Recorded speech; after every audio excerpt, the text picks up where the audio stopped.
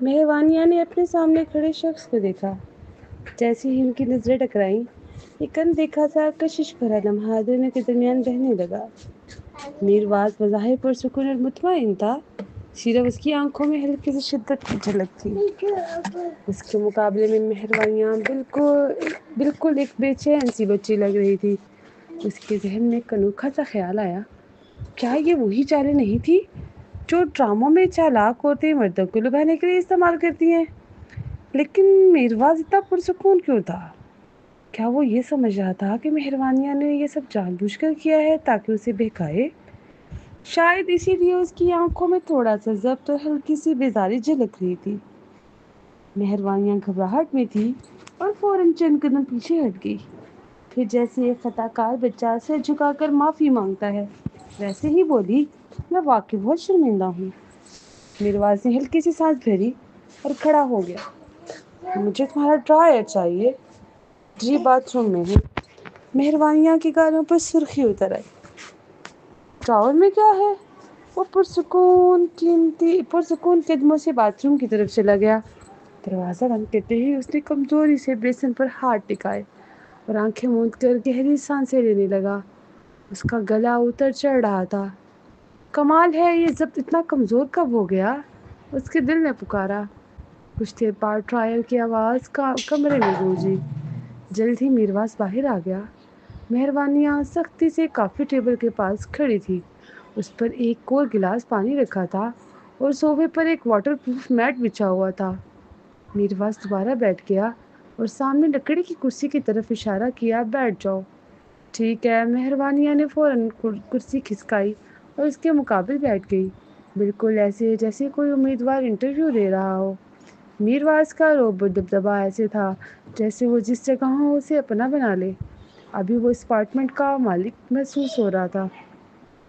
مہروانیہ نے نظریں جھکائی اور بولی، میں تیار ہوں، آپ جب چاہیں بات شروع کریں۔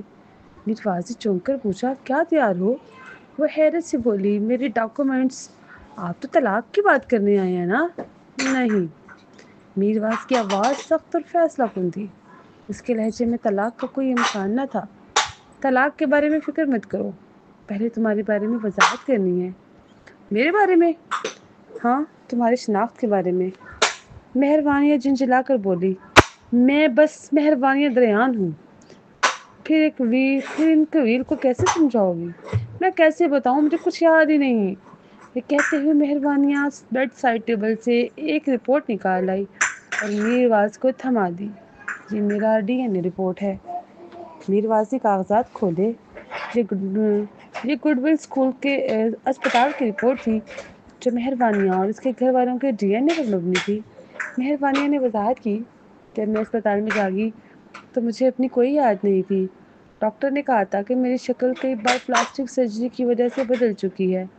اس نے میرے آئی ڈی کی بنیاد پر میرے گھر والوں کو ڈھونڈا، مگر وہ بھی یقین سے نہیں کہہ سکے میں ان کی بیٹی ہوں یا نہیں۔ تب یہ ڈی این اے ٹیسٹ کیا گیا۔ میرواز نے ماتھے پر بل ڈالے اور پوچھا، یہ پولیس کی نگرانی میں ہوا تھا؟ مہروانیہ نے پورے اعتماد سے کہا، جی بالکل۔ خون لیتے ہی وہ رپورٹ اسپتال نے خود تیار کی، کسی اور کا اس میں ہاتھ نہیں لگا۔ رپورٹ بھی میں نے خود وصول کی تھی، یہ جعلی نہیں ہو سکتی۔ میرواز نے اپنی نظریں اس پر گاڑ دی۔ تم اپنی صلاحیت سے آرٹ کے ذریعے بے پناہ دولت کما سکتی تھی، پھر تم نے پیسے کے لیے ایک بوڑھے آدمی سے شادی کیوں کی؟ مہروانیہ کو میرواز کی باتیں سن کر ایک عجیب سی بے چینی نے گھیر لیا۔ اس نے فوراً پلٹ کر کہا، اگر میں انکویل نہ ہوئی تو؟ اگر میں صرف ایک عام سی لڑکی ہوں جو دوسروں سے سیکھنے کا شوق رکھتی ہو؟ میرواز نے ڈی این اے رپورٹ میز پر رکھتے ہوئے ہلکے طنزیہ انداز میں کہا، پھر تو تمہارے شوق کافی زیادہ ہیں۔ وہ بولا، تم بڑے فنکاروں کے کام کی مشابہت پیدا کر لیتی ہو۔ تمہیں پڑھنا پسند نہیں، لیکن جو پڑھ لو وہ کبھی بھولتی نہیں۔ تم سائنس سے ماہر ہو، غیر ملکی ادب تمہارے لیے سمجھنا کوئی مشکل کام نہیں۔ مہروانیہ کے دل کی دھڑکن تیز ہو گئی۔ اس نے پوچھا، تو آپ اب بھی یہی سمجھتے ہیں کہ میں نائٹ شرٹ قبیلے کی جاسوس ہوں؟ میرواز خاموش ہو گیا۔ وہ ہمیشہ محتاط رہا تھا۔ مہروانیہ کی شناخت اس کی مہارت اور رویے کے بالکل برعکس تھی۔ اس کی حرکات میں نفاست تھی اور ایک ایسی مضبوطی بھی جھلکتی تھی جو عام لوگوں میں نہیں ہوتی۔ یہ یا تو خاندان کی چھوٹی عمر سے تربیت کا نتیجہ تھی یا پھر زندگی کے کسی مرحلے پر سخت مشق کا؟ کچھ لمحے سوچنے کے بعد مہربانیہ نے کہا، کیوں نہ آپ مجھ پر ایک آلہ لگا کر مجھے نائٹ شیڈ قبیلے کے ہیڈ کوارٹر بھیج دیں، وہ سچائی سامنے آ جائے گی۔ میرواز کے لبوں پر ہلکی سی مسکراہٹ آ گئی۔ اس کے خیال میں تجویز بہت سادہ لو تھی۔ وہ جھک کر بولا، کیا تمہیں پتہ ہے نائٹ شیڈ کس طرح کی تنظیم ہے؟ جو ان کے امتحان میں کامیاب نہ ہو وہ زندہ نہیں بچتا۔ اگر تم واقعی ان میں سے ہوتی اور مشن مکمل کے بغیر چلی جاتی تو وہ تمہیں قتل کر دیتے، اور اگر تم ان میں سے نہیں ہو تو اور بھی جلد مر جاتی۔ مہربانیہ نے سخت لہجے میں کہا، تو پھر مجھے قید کر کے قتل کر دو۔ غلط آدمی کو مار دینا بہتر ہے بنسبت ایک ممکنہ جاسوس کو چھوڑ دینے کے۔ میرواز نے پیشانی پر ہاتھ رکھا۔ اسے واضح طور پر سر درد ہونے لگا تھا۔ تم ہمیشہ اتنا منفی کیوں سوچتی ہو؟ اس نے نرم لہجے میں پوچھا۔ یہ حیرت کی بات تھی۔ عام طور پر میرواز سخت اور خاموش مزاج تھا، مگر اس وقت وہ مہربانیہ سے نہایت نرمی سے بات کر رہا تھا۔ مہربانیہ لمحہ بھر کو ششدر رہ گئی۔ اچانک آسمان پر ایک روشنی سی گونجی اور ساتھ ہی ایک زوردار کڑک گونجی۔ اچانک پیدا ہونے والی اس تیز آواز پر مہربانیہ چیخ اٹھی۔ اس نے اپنے کانوں کو دونوں ہاتھوں سے ڈھانپ لیا اور زمین پر بیٹھ گئی۔ اس کا بدن پسینے میں بھیگ چکا تھا اور وہ بری طرح کانپ رہی تھی۔ میرواز کو بجلی کی کڑک سے خوف نہیں آیا، مگر مہربانیہ کا یہ رد عمل دیکھ کر وہ واقعی چونک گیا۔ وہ فوراً اس کے سامنے جھکا اور اپنے ہاتھ اس کے ہاتھوں پر رکھ کر اس کے کان ڈھانپ لیے۔ آہستہ آواز میں بولا، تمہیں کڑک سے ڈر لگتا ہے؟ مگر مہربانیہ اب بھی کانپ رہی تھی۔ اس نے میرواز کی بات سنی ہی نہیں۔ کڑک کے ساتھ بارش اور ہوا بھی تیز ہو گئی تھی۔ بالکنی سے بوندیں اندر آ رہی تھی۔ میرواز نے فوراً جا کر تمام کھڑکیاں بند کر دی۔ جب کڑک تھمی تو مہربانیہ لرزتے ہاتھوں سے بیڈ سائڈ ٹیبل کی طرف بڑھی۔ میرے ہیڈ فون کہاں ہیں؟ کہاں ہے وہ؟ اس کی آواز کانپ رہی تھی۔ میرواز نے اس کی گھبراہٹ دیکھ کر اس کی مدد کرنا چاہی، مگر جیسے ہی وہ قریب آیا پھر سے ایک زوردار بجلی کڑکی۔ آواز اتنی زوردار تھی جیسے زمین پھٹ گئی ہو۔ پورا کمرہ اندھیرے میں ڈوب گیا۔ آہ! مہربانیہ خوف سے چیخ پڑی اور کانوں پر ہاتھ رکھ لیے۔ وہ پلٹی تو سیدھا ایک مضبوط اور گرم وجود سے جا ٹکرائی۔ یہ منظر ایسا تھا جیسے ڈوبنے والا شخص تیرتی لکڑی کو پکڑ لے۔ اس نے پوری طاقت کے ساتھ میرواز کی کمر کو جکڑ لیا۔ میرواز ایک دم ساکت ہو گیا۔ مہربانیہ پسینے میں شراب اور کانپ رہی تھی۔ شاید یہ اس کی ہمدردی تھی جس نے اسے مجبور کیا، اس لیے اس نے نہ اس کے لمس کو جھٹکا نہ ہی اس کے ہاتھوں کو اپنے کانوں پر رکھنے سے روکا۔ اگلے لمحے اسے ہلکی ہلکی سسکیوں کی آواز سنائی دی۔ وہ نرم و نازک رونے کی آوازیں تھیں جو اس کے بازوؤں میں سمٹی عورت سے نکل رہی تھی۔ یہ آوازیں ایسی تھیں جیسے جنگل میں تنہا زخمی بلی کا بچہ ڈر کے مارے رو رہا ہو۔ میرواز محسوس کر سکتا تھا کہ مہربانیہ واقعی اس خوفناک موسم اور بجلی کی کڑک سے ڈری ہوئی ہے۔ یہ پہلا موقع تھا جب کسی عورت نے اسے اس طرح اپنی باہوں میں لیا تھا۔ مہربانیہ کا وجود نرم و نازک تھا اور اس کے جسم سے ہلکی سی خوشبو بھی آ رہی تھی۔ میرواز نے اپنے دل اور بدن کو اس لمس پر شدت سے رد عمل کرتے محسوس کیا۔ وہ جانتا تھا اسے ایسا نامناسب خیالات نہیں آنے چاہیے، مگر اس کے جذبات قابو سے باہر تھے۔ یہ پہلا موقع تھا جب اسے مہربانیہ کو روتے سنا تھا۔ اس کی آوازیں بالکل ویسی تھیں جیسے سیلی کی بچپن میں ہوتی تھی۔ 10 برسوں سے دیے ہوئے محافظانہ جذبات اس کے دل میں پھر سے جاگ اٹھے۔ جب سیلی اس سال واپس آئی تھی تو وہ اکثر رو پڑتی تھی اور ضد بھی کرتی تھی۔ اس وقت میرواز کو اسے سنبھالتے ہوئے چڑچڑاہٹ سی ہوتی تھی۔ اس نے سوچا تھا کہ شاید عمر بڑھنے کے ساتھ وہ پہلے جیسے معصوم احساسات کو کھو بیٹھا ہے، لیکن کس نے سوچا تھا کہ یہی جذبات اسے پھر سے مہربانیہ سے ملیں گے۔ کمرہ اندھیرے میں ڈوبا ہوا تھا اور باہر طوفان تھمنے کا نام نہیں لے رہا تھا۔ کمرے میں صرف دونوں کی تیز دھڑکنوں اور سانسوں کی آوازیں گونج رہی تھیں۔ رفتہ رفتہ مہربانیہ پرسکون ہونے لگی۔ اس نے اپنا سر میرواز کے سینے پر رکھ دیا اور اس کی دھڑکن سننے لگی۔ پھر جیسے ہی اسے اپنے عمل کا احساس ہوا وہ کر سی گئی۔ وہ اب بھی اس کی کمر کو تھامے ہوئے تھی اور اس کی باہوں میں سمٹی ہوئی تھی۔ میرواز نے اسے دور نہیں کیا بلکہ ایک شریف آدمی کی طرح اس کے کان ڈھانپنے میں مدد دیتا رہا۔ مہربانیہ نے آہستگی سے اسے چھوڑ دیا۔ میرواز کے سینے میں ایک عجیب سی خالی پن کی لہر دوڑ گئی۔ جیسے کوئی نرمی اس کی گرفت سے چھن گئی ہو۔ اس نے ہاتھ نیچے کرتے ہوئے بھاری آواز سے پوچھا، اب ٹھیک ہو؟ مہروانیہ اس کا چہرہ نہیں دیکھ سکتی تھی، مگر اس کے لہجے میں غصہ نہیں تھا۔ مجھے اپنے ہیڈ فون ڈھونڈنے ہیں، بجلی پھر سے کڑکے گی؟ مہرواز نے نرمی سے پوچھا۔ تمہیں کڑک سے ڈر کیوں لگتا ہے؟ مہروانیہ کی آواز لرز رہی تھی۔ مجھے نہیں معلوم، میں ہمیشہ ایک ہی خواب دیکھتی ہوں کہ کوئی میرا سر سمندر میں ڈبو رہا ہے، طوفان چل رہا ہے، بجلی کڑک رہی ہے۔ یہ خواب اتنا خوفناک ہے کہ میں ڈر کے مارے کانپنے لگتی ہوں۔ مہرواز نے موبائل نکالا اور اس کی لائٹ جلا دی۔ وہ بستر کے قریب گیا اور کانوں میں لگنے والے ہیڈ فون تلاش کیے۔ تکیے کے پاس اسے ایک اچھے ساؤنڈ پروف ہیڈ فون نظر آ گیا۔ وہ بستر پر جھکا اور مہروانیہ کو ہیڈ فون پہنائے۔ ہیڈ فون لگتے ہی مہروانیہ کو سکون ملا۔ اس نے فوراً اپنا موبائل اٹھایا، میوزک آن کیا اور آواز کو آخری حد تک بڑھا دیا۔ وہ بستر کے کنارے سمٹ کر بیٹھی رہی اور آنسو پوچھنے لگی۔ مہرواز نے فون کی لائٹ کا رخ چھت کی طرف کیا اور بولا، میں دیکھتا ہوں سرکٹ بورڈ میں کیا خرابی ہے، شاید اسی وجہ سے بتی گئی ہے۔ مگر مہروانیہ نے کچھ نہ سنا، کیونکہ وہ ہیڈ فون لگائی بیٹھی تھی۔ مہرواز نے کمرے کی روشنی لی اور کمرے سے نکلنے کے لیے بڑھا، لیکن مہروانیہ جھٹ سے آگے بڑھی اور اس کے کپڑے پکڑ لیے۔ ہیڈ فون کی وجہ سے اس کی آواز اور بھی بلند ہو گئی، مہرواز مت جائیں۔ مہرواز وہیں رک گیا۔ جیسے ہی اس نے اپنے کپڑوں کو مضبوطی سے پکڑے، کسی نرم ہاتھ کا لمس محسوس کیا۔ وہ پلٹا اور اندھیرے میں مہروانیہ کو دیکھا۔ اسی لمحے آسمان پر بجلی کڑکی اور کمرہ ایک دم روشن ہو گیا۔ روشنی میں مہروانیہ کی آنکھیں صاف دکھائی دیں، آنکھیں جو آنسوؤں سے بھیگی ہوئی تھیں اور خوف سے لرز رہی تھی۔ یہ منظر دیکھ کر مہرواز کا دل ایک دم نرم پڑ گیا، جیسے کسی نے اس کے دل کے تار ہلا دیے ہوں۔ وہ جھک کر مہروانیہ کے کانوں سے ہیڈ فون ہٹاتا ہے اور آہستہ سے اس کے کان کے قریب سرگوشی کرتا ہے۔ میں جا نہیں رہا، بس سرکٹ بورڈ دیکھنے جا رہا ہوں۔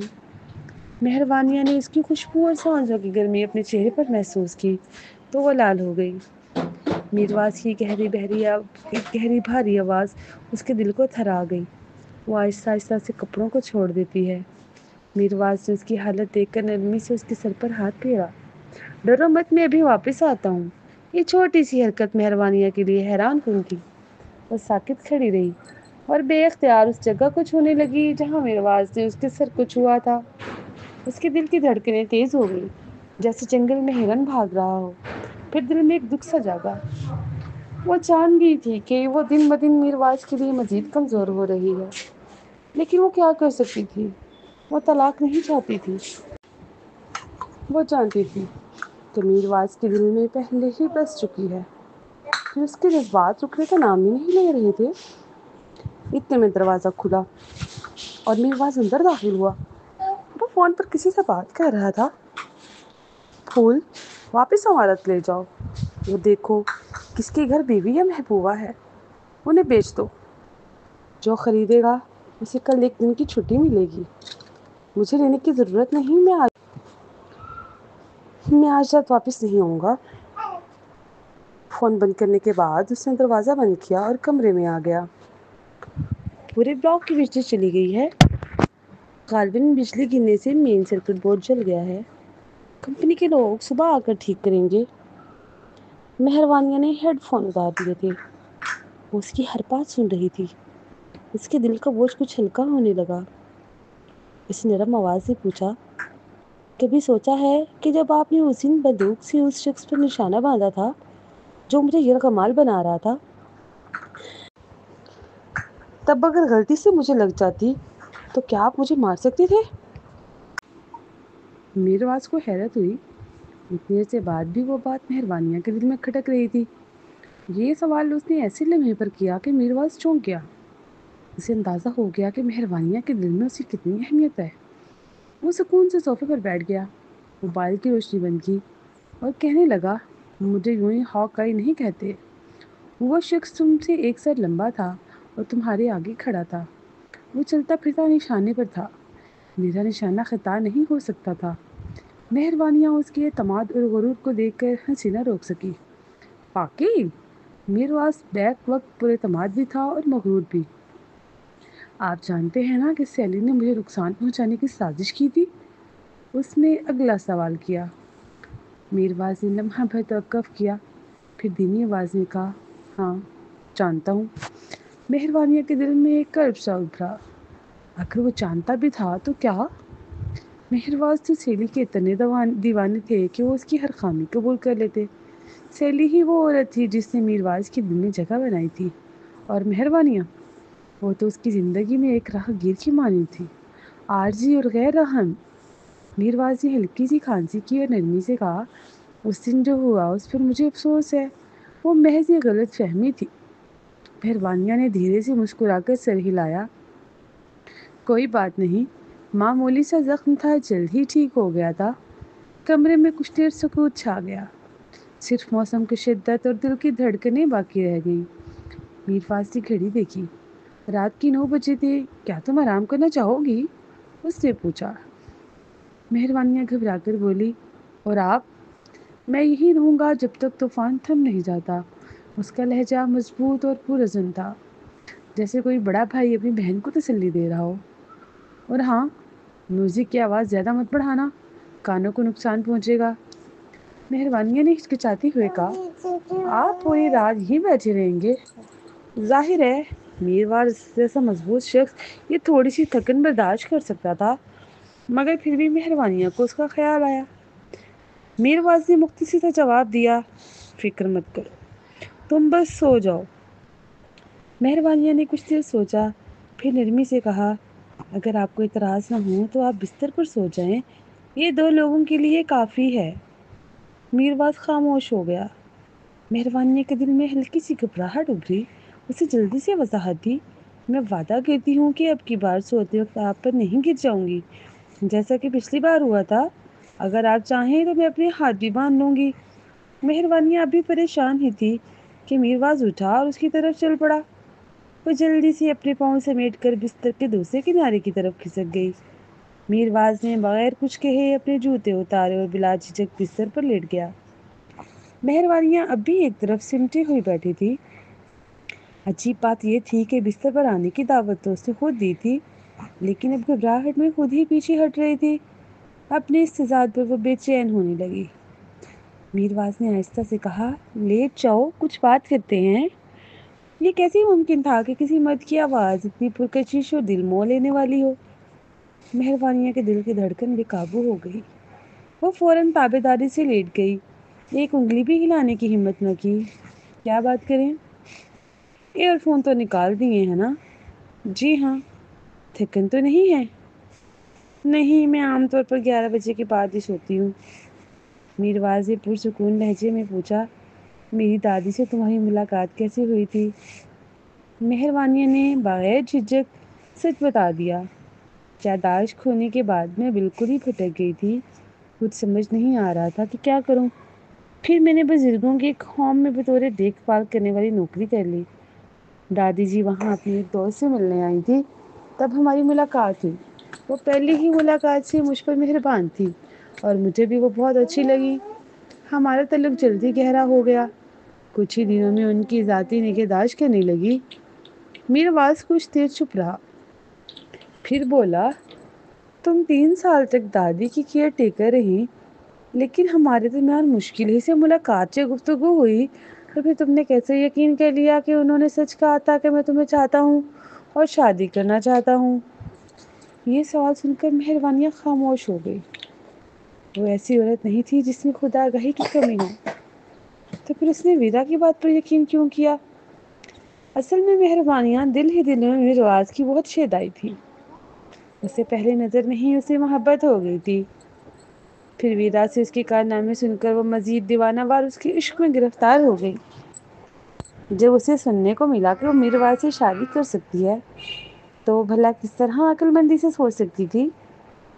مہروانیہ نے تو یہ تک سمجھا تھا کہ شاید اپنی خوبصورتی سے وہ میرواز کو اپنی طرف مائل کر لے گی، لیکن اسے کہاں خبر تھی کہ یہ شادی تو میرواز نے اپنی دادی کے دباؤ میں آ کر کی ہے، اور اس کی نادانی نے سیلی کے ساتھ اس کا رشتہ برباد کر دیا۔ جتنا زیادہ سوچتی گئی اتنا ہی زیادہ نادم ہوتی گئی۔ کمزور لہجے میں بولی، معاف کیجیے گا میرواز، اگرچہ وہ دل سے اسے چاہتی تھی، مگر سب سے زیادہ یہ دعا کرتی تھی کہ وہ خوش رہے اس عورت کے ساتھ جسے وہ چاہتا ہے، اور اس کی شادی کامیاب ہو۔ ابھی بھی موقع ہے، آپ جانتے ہیں۔ مہروانیہ کی آواز اتنی نرم تھی جیسے نرمی میں لپٹی ہوئی ہو۔ ہم کل ہی طلاق لے سکتے ہیں۔ میں جانتی ہوں کہ سیلی نے اب تک آپ کا انتظار کیا ہے۔ شاید یہ موسم کا اثر تھا یا کمرے کی مدھم روشنی کا جادو۔ لمحہ ایسا بن گیا تھا جو اعتراف کے لیے موزوں تھا۔ یہ پہلا موقع تھا جب میر واضح مہروانیہ کے سامنے دل کھولا۔ وہ پرسکون لہجے میں بولا، میں انکار نہیں کروں گا، مجھے سیلی ہمیشہ سے پسند تھی۔ وہ اس وقت 14 سال کی تھی جب چھوڑ کر گئی، میں تب 18 کا تھا۔ میں واقعی اس سے محبت کرتا تھا، لیکن وہ بہت کم عمر تھی، اس لیے کبھی اظہار نہیں کیا۔ وہ میری پہلی محبت تھی، اور پہلا دکھ بھی ایک ناقابل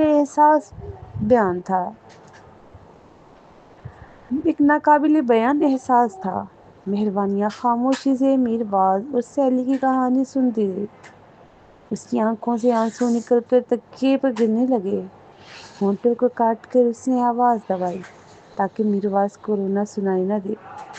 وہ دل ہی دل میں سیلی سے حسد بھی کر رہی تھی اور اسے داد بھی دے رہی تھی۔ آخر سیلی اتنی خوش نصیب کیسے ہو سکتی تھی کہ اسے برسوں تک ایک ایسا عظیم شخص چاہتا رہا۔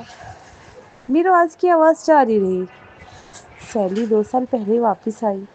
اس کی سیرت اور فطرت دونوں بدل چکی تھی۔ میرے جذبات اس کے لیے وہیں رکے ہوئے تھے جہاں 10 سال پہلے تھے، شاید اسی پرورش یا تعلیم کی وجہ سے، لیکن جو شخص وہ آج ہے وہ میرے لیے اجنبی اور مایوس کن ہے۔ مجھے یقین نہیں کہ میں اب بھی اسے چاہتا ہوں۔ میں اس کا مقروض نہیں ہوں، لیکن تمہارا مقروض ہوں۔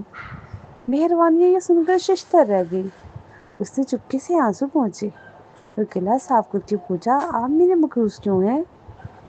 میرواز نے کروٹ بدلی اور رخ مہروانیہ کی طرف کر لیا۔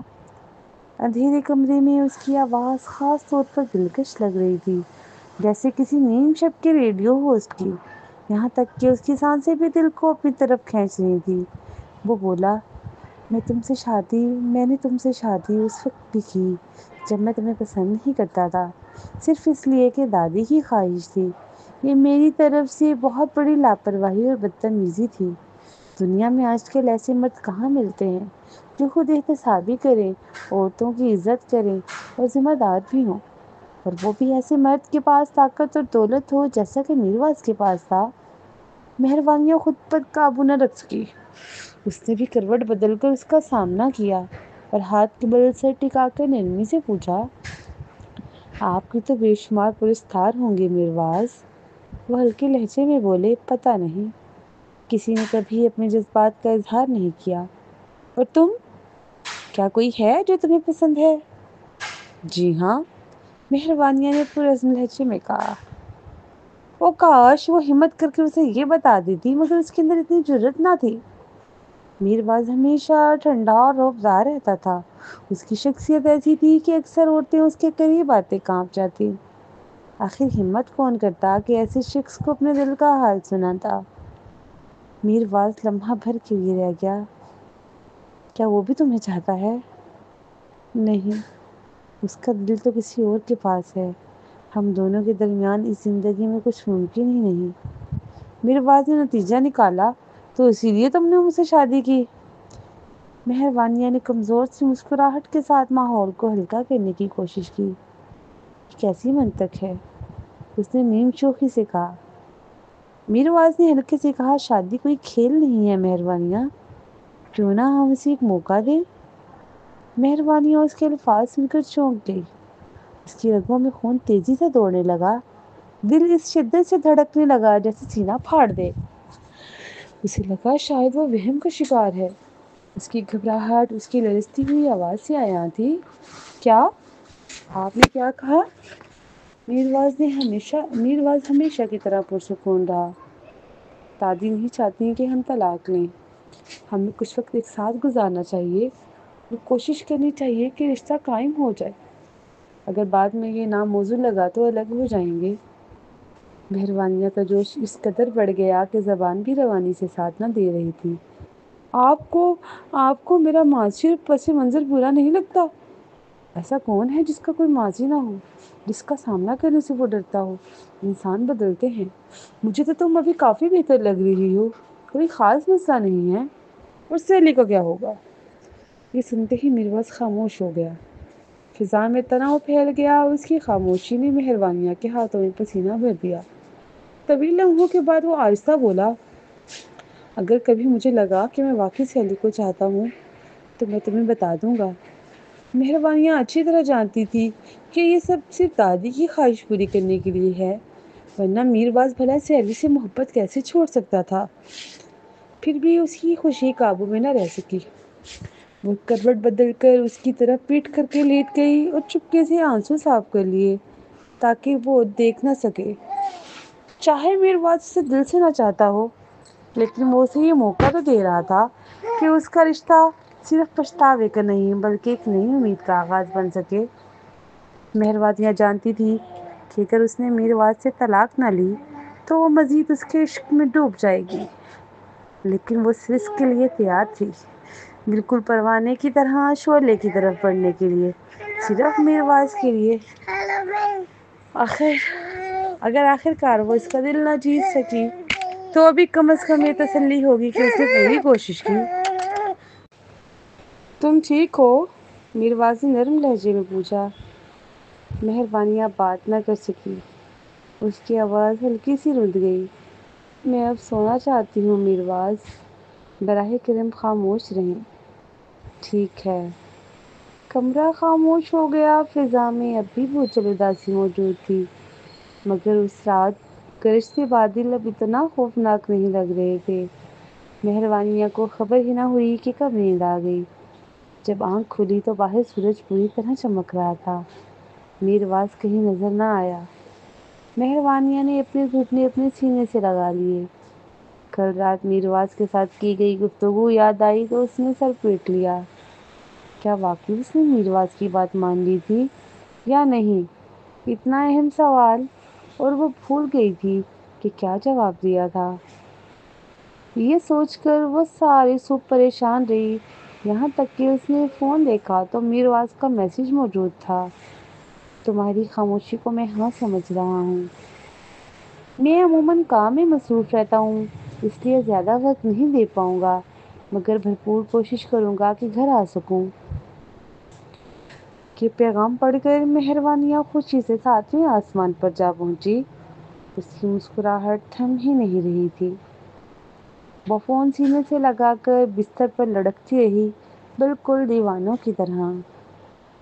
کافی دیر کے بعد بھی جب اس نے دوبارہ پیغام پڑھا تو لگا جیسے میرواز نے کوئی میٹھی سی ٹافی اس کے لبوں پر رکھ دی ہو۔